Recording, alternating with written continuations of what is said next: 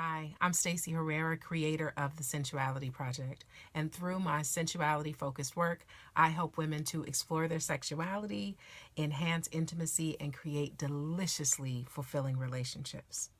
Today, I want to talk to you about herpes, the gift that keeps on giving. First of all, whoever made that up is full of shit. If you test positive for herpes, then you know that it is not a gift. It feels more like a curse.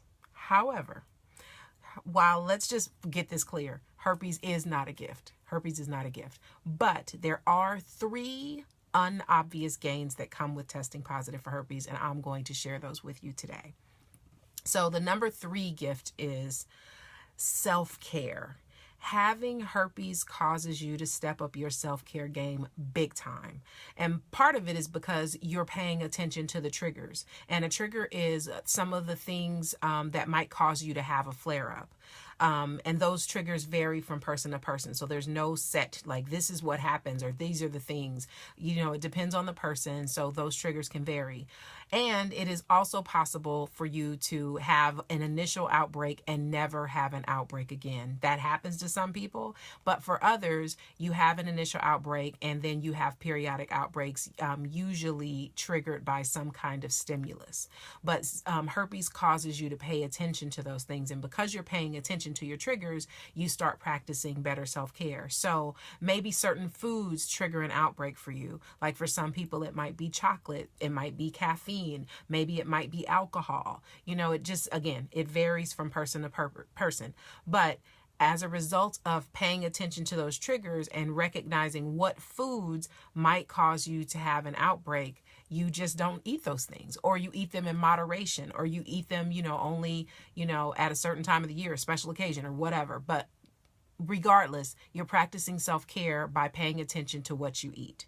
Or maybe you might be more prone to a flare-up when you're tired.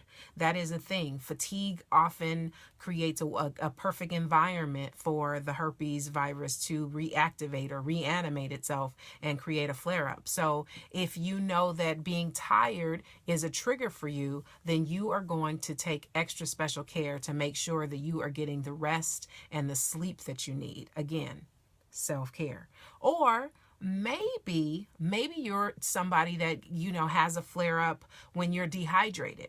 Like maybe you recognize that when you start to feel cotton mouths, you're more likely to have a flare-up. Well, if that's you, guess what you're going to do? You're going to make sure you stay hydrated. You're going to step up your water game. You're going to carry a water bottle with you everywhere you go. Again, self-care. The number 2 unobvious gain of testing positive for herpes is stress management. No matter what your triggers are, you are more likely to have an outbreak when you are stressed out. And the reason is because when you're stressed out, it causes your immune system to be compromised. And when your immune system is compromised, guess what is likely to happen? You're likely to have a herpes flare-up. So testing positive for herpes and recognizing how your body responds and reacts to stress. And if one of those reactions becomes a herpes flare-up, then you are more likely to pay more attention to your emotions. You're going to pay attention to when you feel fired up, right? You might even start doing some mindfulness practices like a meditation or breathing on purpose, or you might, implement an exercise regimen that helps you stay, ease your stress and helps your body stay fit. Like those things are useful. They're useful anyway, but those are the things that you start to pay attention to when you test positive for herpes, because you want to have as few flare-ups as possible. Flare-ups are inconvenience and they're uncomfortable.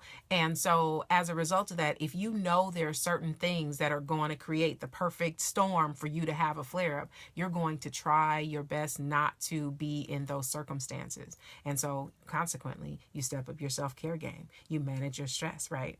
And the number 1 unobvious gift that comes with having herpes is integrity.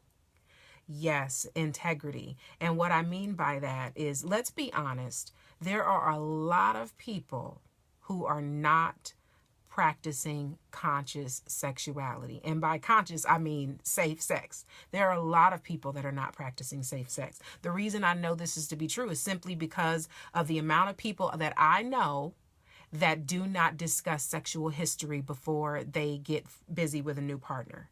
I've had that experience myself. In fact, in my lifetime, there have only been a couple of people that initiated the safer sex conversation with me.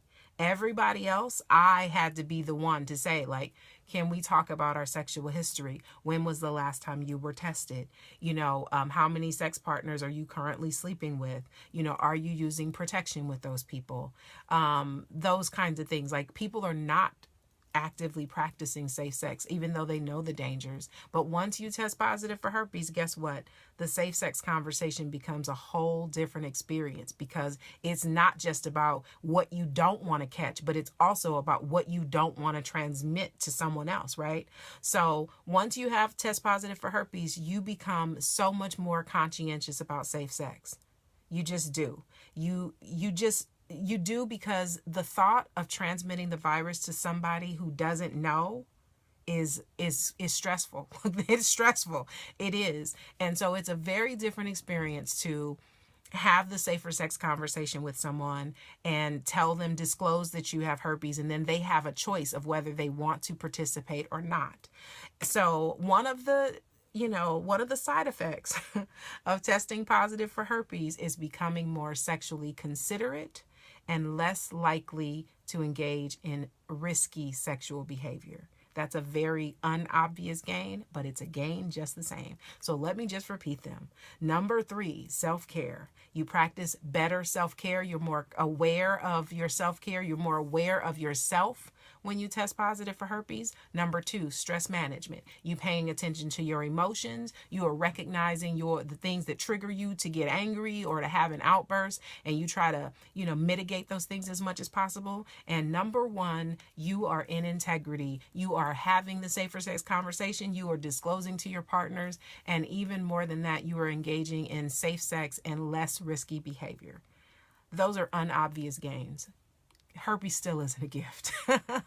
Herpes still isn't a gift. But if you do test positive for herpes, those are a few of the things that it brings to your life. It brings to your awareness that you may not have been aware of or actively practicing in your life before your diagnosis.